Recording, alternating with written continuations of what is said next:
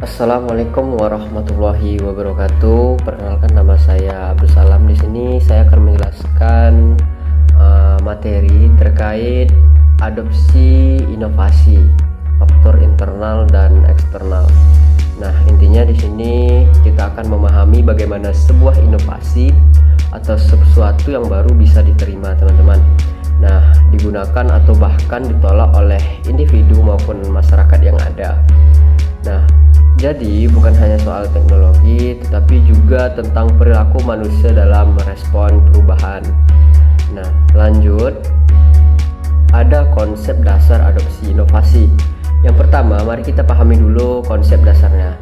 Adopsi inovasi itu sebenarnya adalah sebuah proses, mulai dari seseorang atau kelompok pertama kali tahu tentang hal baru, lalu mempertimbangkan, mencoba, dan akhirnya memutuskan untuk menggunakan atau bahkan menolak hal tersebut. Di sini ada keterkaitan erat antara pengetahuan, sikap, dan perilaku seseorang. Proses itu juga sangat dipengaruhi oleh lingkungan sosial dan sumber informasi yang mereka terima. Jadi, tidak semua inovasi otomatis diterima, bisa jadi justru ditolak karena dianggap tidak sesuai dengan kebutuhan. Nah, selanjutnya ada faktor internal adopter. Nah, kita masuk ke faktor yang pertama, yaitu faktor internal atau hal-hal yang berasal dari dalam diri seseorang. Contohnya pendidikan. Semakin tinggi pendidikan, biasanya semakin mudah memahami informasi baru. Lalu motivasi ini penting karena kalau seseorang punya dorongan buat untuk berubah, biasanya lebih terbuka pada inovasi itu. Nah, pengalaman hidup juga berperan. Apakah orang tersebut berani mencoba sesuatu yang berbeda? Dan jangan lupakan kondisi ekonomi, karena meskipun seseorang ingin mencoba, kalau secara finansial terbatas, penerapannya jadi susah dan tidak memungkinkan. Nah, kesimpulannya, individu yang percaya diri dan terbuka pada hal baru biasanya lebih cepat menerima inovasi. Nah, selanjutnya ada faktor eksternal yang mempengaruhi. Selain faktor pribadi tadi, ada juga faktor eksternal atau pengaruh dari luar, teman-teman. Misalnya nih, dukungan dari masyarakat sekitar. Nah, kebijakan pemerintah sampai ketersediaan infrastruktur.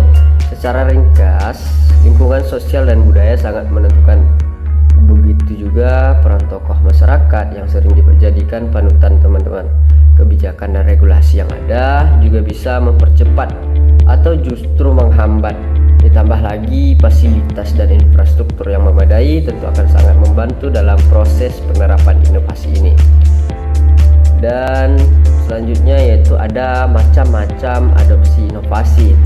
Kalau bicara dengan adopsi inovasi, bentuknya juga macam-macam nih, teman-teman. Ada yang langsung menerima penuh tanpa ragu. Ini disebut dengan adopsi penuh karena tidak adanya keraguan. Ada juga yang hanya mengambil sebagian dari inovasi atau yang dikenal adopsi sebagian. Lalu ada adopsi bertahap, biasanya dilakukan perlahan-lahan sesuai dengan kemampuannya. Dan terakhir, tentu ada juga yang menolak karena motivasi dianggap tidak sesuai dengan kebutuhannya. Keragaman ini menunjukkan bahwa setiap individu punya pertimbangan berbeda dalam menerima perubahan. Jadi jangan kaget kalau motivasi yang sama bisa diterima di satu tempat, tetapi juga bisa ditolak di tempat yang lain. Nah, selanjutnya ada proses adopsi inovasi. Lalu bagaimana sebenarnya proses seseorang mengadopsi inovasi? Umumnya ada beberapa tahap, teman-teman semuanya. Yang pertama, ada awareness atau kesadaran, di mana orang baru sekedar tahu adanya inovasi. Kedua, munculnya interest atau rasa ingin tahunya, lalu mulai mencari informasi. Ketiga, ada evaluasi atau akan mempertimbangkan untung dan ruginya. Kalau tertarik, mereka masuk ke tahap trial atau mencoba dalam skala kecil. Nah, dan terakhir, jika cocok, mereka masuk ke tahap adoption, yaitu benar-benar menerapkan inovasi secara penuh. Jadi ada tahapan-tahapan sehingga baru masuk ke tahap adoption. Lalu selanjutnya ada sifat atau ciri inovasi, yaitu tapi tidak semua inovasi gampang diterima. Nah, ada beberapa ciri yang menentukan keberhasilan sebuah inovasi. Pertama, apakah inovasi itu memberikan keuntungan relatif dibandingkan cara lama? Kedua, apakah sesuai dengan nilai, norma, dan budaya masyarakat yang ada?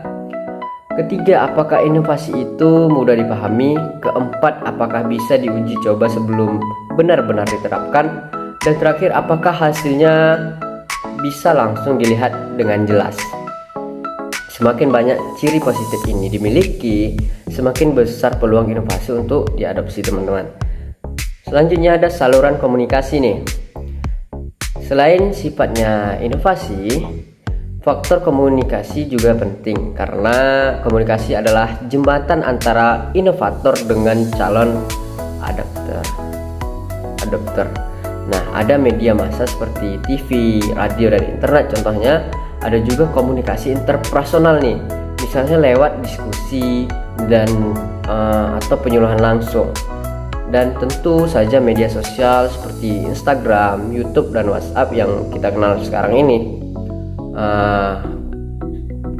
Aplikasi-aplikasi ini tentunya untuk menyalurkan secara cepat untuk menyebarkan informasi. Nah, kalau saluran komunikasinya efektif, inovasi ini akan lebih cepat diterima oleh masyarakat. Nah, selanjutnya ada ciri sistem sosial. Kemudian kita masuk ke ciri sistem sosial.